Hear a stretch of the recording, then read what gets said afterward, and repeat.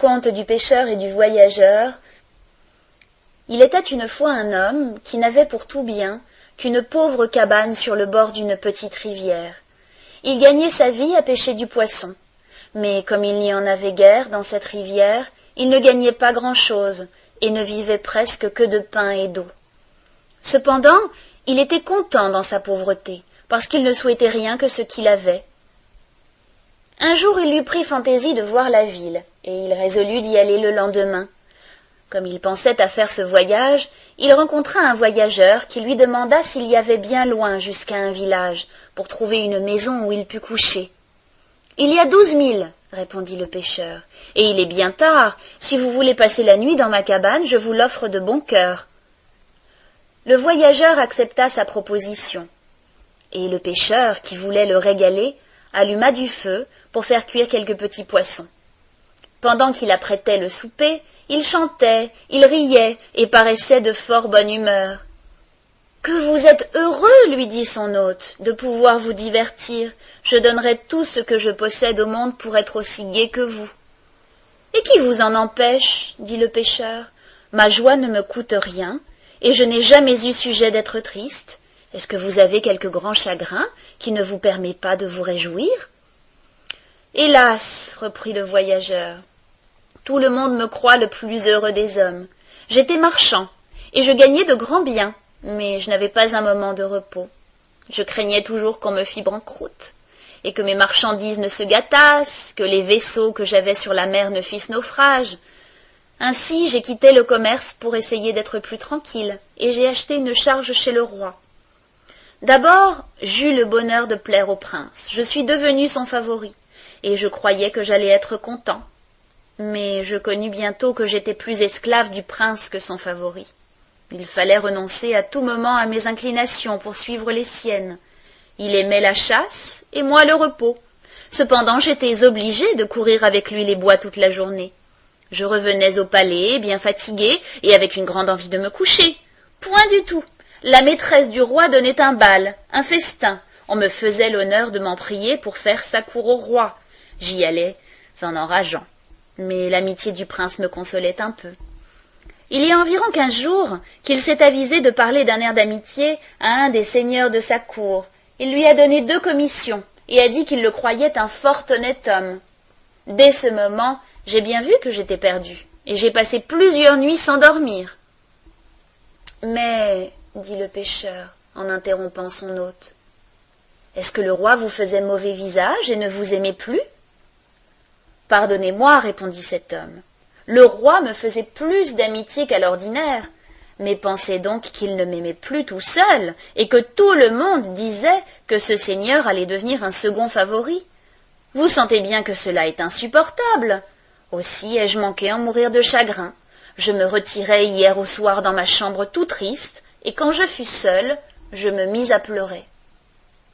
Tout d'un coup, je vis un grand homme, d'une physionomie fort agréable, qui me dit « Azaël, j'ai pitié de ta misère. Veux-tu devenir tranquille?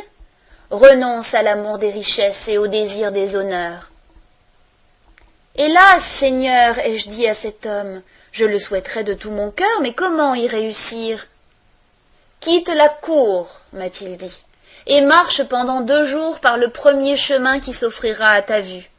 La folie d'un homme te prépare un spectacle capable de te guérir pour jamais de l'ambition. Quand tu auras marché pendant 2 jours, reviens sur tes pas, et crois fermement qu'il ne tiendra qu'à toi de vivre gai et tranquille. J'ai déjà marché un jour entier pour obéir à cet homme, et je marcherai encore demain matin. Mais j'ai bien de la peine à espérer le repos qu'il m'a promis. » Le pêcheur, ayant écouté cette histoire, ne put s'empêcher d'admirer la folie de cet ambitieux qui faisait dépendre son bonheur des regards et des paroles du prince. « Je serais charmé de vous revoir et d'apprendre votre guérison, dit-il au voyageur. Achevez votre voyage, et dans 2 jours, revenez dans ma cabane. Je vais voyager aussi. Je n'ai jamais été à la ville, et je m'imagine que je me divertirai beaucoup de tout le tracas qu'il doit y avoir. » « Vous avez là une mauvaise pensée, dit le voyageur. Puisque vous êtes heureux à présent, pourquoi cherchez-vous à vous rendre misérable? Votre cabane vous paraît suffisante aujourd'hui, mais quand vous aurez vu les palais des grands, elle vous paraîtra bien petite et bien chétive. Vous êtes content de votre habit parce qu'il vous couvre, mais il vous fera mal au cœur quand vous aurez examiné les superbes vêtements des riches.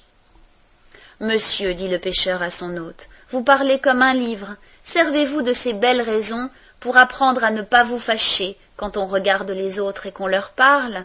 Le monde est plein de ces gens qui conseillent les autres pendant qu'ils ne peuvent se gouverner eux-mêmes. Le voyageur ne répliqua rien, parce qu'il n'est pas honnête de contredire les gens dans leur maison. Et le lendemain, il continua son voyage, pendant que le pêcheur commençait le sien. Au bout de 2 jours, le voyageur Azaël, qui n'avait rien rencontré d'extraordinaire, revint à la cabane. Il trouva le pêcheur assis devant sa porte, la tête appuyée dans sa main, et les yeux fixés contre terre. « À quoi pensez-vous » lui demanda Azaël. « Je pense que je suis fort malheureux, » répondit le pêcheur. « Qu'est-ce que j'ai fait à Dieu pour m'avoir rendu si pauvre pendant qu'il y a une si grande quantité d'hommes si riches et si contents ?» Dans le moment, cet homme qui avait commandé à Azaël de marcher pendant 2 jours et qui était un ange, parut. « Pourquoi n'as-tu pas suivi les conseils d'Azaël » dit-il au pêcheur. « La vue des magnificences de la ville a fait naître chez toi l'avarice et l'ambition. Elles en ont chassé la joie et la paix. Modère tes désirs et tu retrouveras ces précieux avantages. »« Cela vous est bien aisé à dire, » reprit le pêcheur, « mais cela ne m'est pas possible, et je sens que je serai toujours malheureux, à moins qu'il ne plaise à Dieu de changer ma situation. »« Ce serait pour ta perte, lui dit l'ange. Crois-moi, ne souhaite que ce que tu as. »« Vous avez beau parler, reprit le pêcheur, vous ne m'empêcherez pas de souhaiter une autre situation. »« Dieu exauce quelquefois les vœux de l'ambitieux, répondit l'ange, mais c'est dans sa colère et pour le punir. »« Et que vous importe, dit le pêcheur, s'il ne tenait qu'à souhaiter, je ne m'embarrasserais guère de vos menaces. »« Puisque tu veux te perdre, dit l'ange, j'y consens. Tu peux souhaiter 3 choses, Dieu te les accordera. » Le pêcheur, transporté de joie, souhaita que sa cabane fût changée en un palais magnifique, et aussitôt son souhait fut accompli. Le pêcheur, après avoir admiré ce palais, souhaita que la petite rivière qui était devant sa porte fut changée en une grande mer, et aussitôt son souhait fut accompli. Il lui en restait un 3e à faire. Il y rêva quelque temps, et ensuite il souhaita que la petite barque fût changée en un vaisseau superbe, chargé d'or et de diamants. Aussitôt qu'il vit le vaisseau, il y courut, pour admirer les richesses dont il était devenu le maître. Mais à peine fut-il entré, qu'il s'éleva un grand orage. Le pêcheur voulut revenir au rivage et descendre à terre, mais il n'y avait pas moyen. Ce fut alors qu'il maudit son ambition. Regret inutile, la mer l'engloutit avec toutes ses richesses. Et l'ange dit à Azaël, « Que cet exemple te rende sage. La fin de cet homme est presque toujours celle de l'ambitieux. La cour où tu vis présentement est une mer fameuse par les naufrages et les tempêtes. Pendant que tu le peux encore, gagne le rivage, tu le souhaiteras un jour sans pouvoir y parvenir. » Azaël, effrayé, promit d'obéir à l'ange et lui tint parole.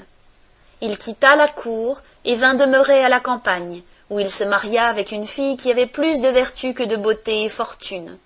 Au lieu de chercher à augmenter ses grandes richesses, il ne s'appliqua plus qu'à en jouir avec modération et à en distribuer le superflu aux pauvres.